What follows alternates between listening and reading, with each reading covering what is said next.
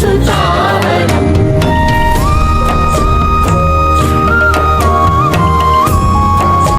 जिस परमात्मा में देने की शक्ति है, क्या उसमें जानने की शक्ति नहीं होगी?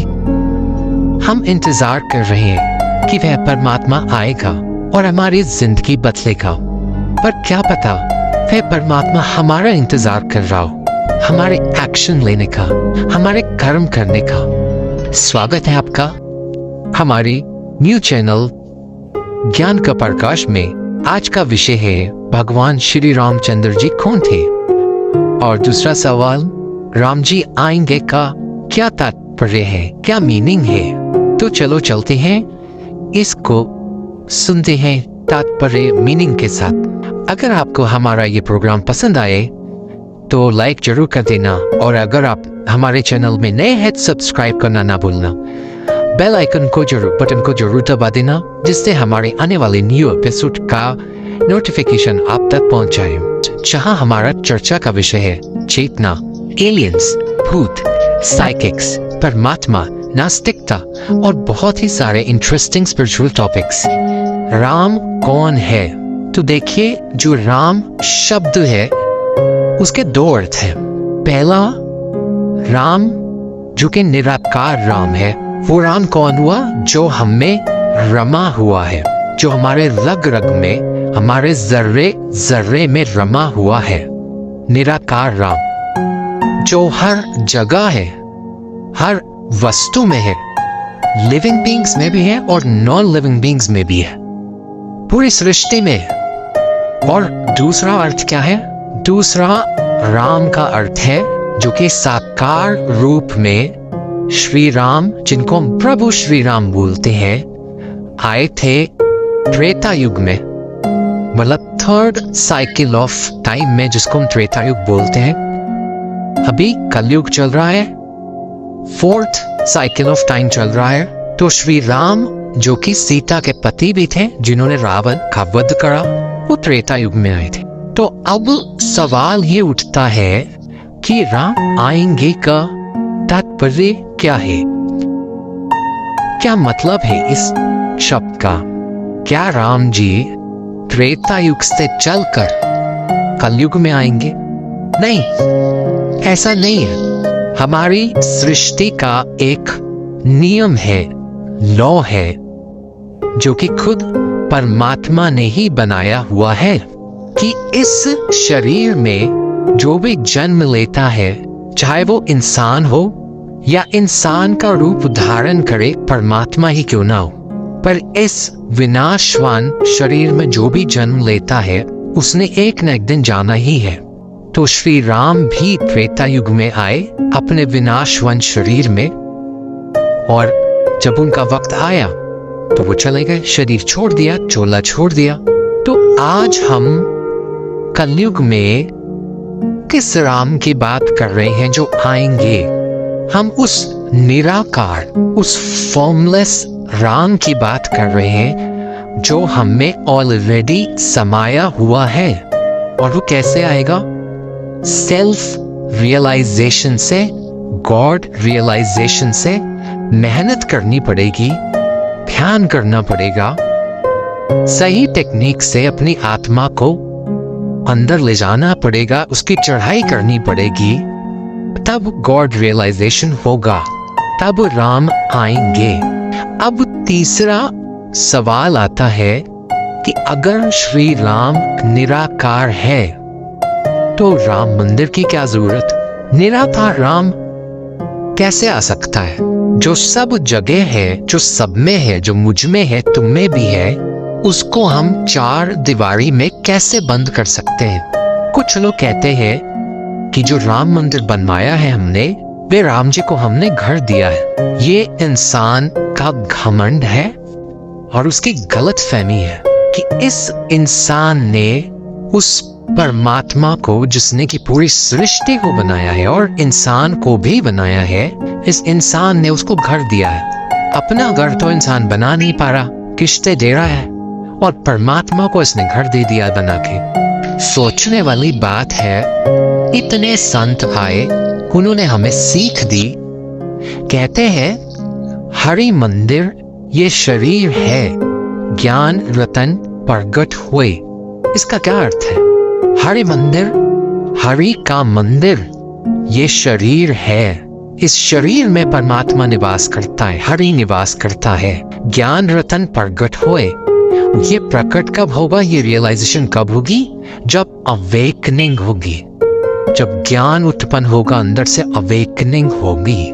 तो ये तो हमें संतों ने बता दिया, जो ऑलरेडी गॉड रियलाइज सोल्स हैं, जो एनलाइटेंड सोल्स हैं, उन्होंने हमें बता दिया कि हरि मंदिर तो शरीर है। हर होली स्क्रिप्चर में हमें सेम टीचिंग दी गई है। बाइबल में भी यही लिखा है, ye are the temple of God, this body is the temple of God. और हमने उस परमात्मा को इसी में पाना है। तो अब सवाल क्या है कि राम मंदिर की क्या जरूरत? देखिए, जो मंदिर है, मस्जिद है, गुरुद्वारा है या चर्च है, इंसान बनाता है अपनी श्रद्धा के लिए, अपनी आस्था के लिए। और हमें इसमें कोई ऑब्जेक्शन नहीं होना चाहिए, क्योंकि राम मंदिर भी हमने अपनी श्रद्धा के लिए बनवाया है। ये हमारा प्यार है, हमारी श्रद्धा है परमात्मा के लिए, श्री राम प्रभु के लिए, कि हमने राम मंदिर बनवाया है। पर इससे ज्यादा और कुछ नहीं है। अगर हम इस गलत फहमी में रहे कि श्री राम साकार रूप में यहाँ पर आ जाएंगे त्रेता युग से, ये हमारा जो मन है, जिसको मोस्ट पावरफुल कहा गया इस दुनिया में, जिसने अच्छे अच्छे साधुओं को, संतों को गलत फहमी में डाल दिया, उनसे गलत काम करवा दिए, ये मन हमें इस इमेजिनेशन में डालता है कि त्रेता युग से चलकर यहाँ पर श्री राम आ रहे हैं। इस शरीर में जो आया वो अपने वक्त पर चला गया। अभी जो है निराकार रूप में है, राम है, पर अपने निराकार रूप में है। और हम उस निराकार, उस फॉर्मलेस परमात्मा को चार दीवारी में बंद नहीं कर सकते। अगर वो चार दीवारी में बंद हो सकता है तो वो परमात्मा है ही नहीं। पर हमारे माइंड ने इसको एक लिमिटेड वे में देखना शुरू कर दिया कि हमने परमात्मा को घर दिया है। अरे पूरी सृष्टि उसका घर है, ये पूरी सृष्टि श्री राम की है। अब हम आते हैं एक चौथे सवाल पर कि अगर राम मंदिर बन गया, उसके बन जाने के बाद भी मस्जिदों और चर्चों में घुसकर लोगों को क्यों परेशान करा जा रहा है? हमें सबसे पहले ये विचार करना है कि स्वामी विवेकानंद जी, जो कि बहुत ही पहुंचे हुए थे, एनलाइटेंड थे, स्वामी दयानंद जी, कबीर जी और बहुत बड़े बड़े संत आए भारत में। अब देखिए, स्वामी विवेकानंद जी का ही हम सिर्फ एक एग्जाम्पल लेते हैं। स्वामी विवेकानंद जी के वक्त में वे इतने लोकप्रिय थे कि सिर्फ भारत में ही नहीं, अमेरिका में भी लोकप्रिय थे।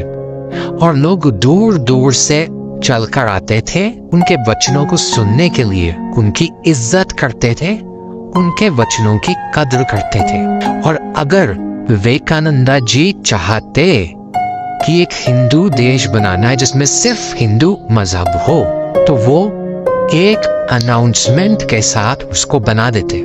पर उन्होंने ऐसा क्यों नहीं करा?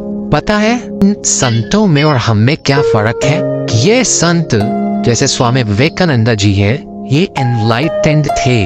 और एक एनलाइटेंड व्यक्ति को क्या समझ आता है? उसको ये समझ आता है कि परमात्मा सृष्टि के जर्रे जर्रे में समाया हुआ है। वे हिंदू में भी है, मुसलमान में भी है, ईसाई में भी है, बुद्धिस्ट में भी है, जैन में भी है। वे हर किसी जीवित और अजीवित वस्तु में है। उससे नहीं फर्क पड़ता कि आप कौन से मुल्क से हैं, आप कौन से मजहब से हैं, आप आदमी है या औरत, आप बूढ़े हैं या बच्चे, वे तो बस है। वे सब जगह है, सब में है। वे परमात्मा, परम आत्मा, मतलब जो सुप्रीम सभी आत्माओं की आत्मा है, जिसको हम बोलते हैं परम आत्मा, सब में समाई हुई है। इस मंदिर में है, शरीर रूपी मंदिर में है। ये जो बंटवारा है, ये हम इंसानों ने करा है। पहले एक जमीन को हमने बॉर्डर्स बना के मुल्कों में बांट दिया, फिर अपने आप को हमने अलग अलग मजहबों में बांट दिया। आजकल तो लोग रंगों को, कलर्स को भी बांट रहे हैं। इंसान का अगर बस चले तो वो सूर्य और पानी को भी बांट दे, पर वह परम आत्मा, वह परमात्मा भेदभाव नहीं करता। He is unbiased. उसने सबके लिए इक्वली चीजें बनाई हुई हैं। परमात्मा का शुक्र है कि उसने हमें जल, वायु, पृथ्वी, आग, आकाश, धूप जैसी सभी अनमोल चीजें मुफ्त में दी हैं। इसको पहचानना और इसकी कदर करना हम इंसान की जिम्मेवारी है। आज का एपिसोड यहीं तक ही। अगर आपको एपिसोड अच्छा लगा हो तो इसे लाइक करिएगा, सब्सक्राइब करिएगा इस हमारे ज्ञान के प्रकाश चैनल को, और आप अपने रिश्तेदारों और दोस्तों को भी शेयर करना और सब्सक्राइब करवा देना। तो मिलते हैं नेक्स्ट एपिसोड में, तब तक के लिए शुभ रात्रि।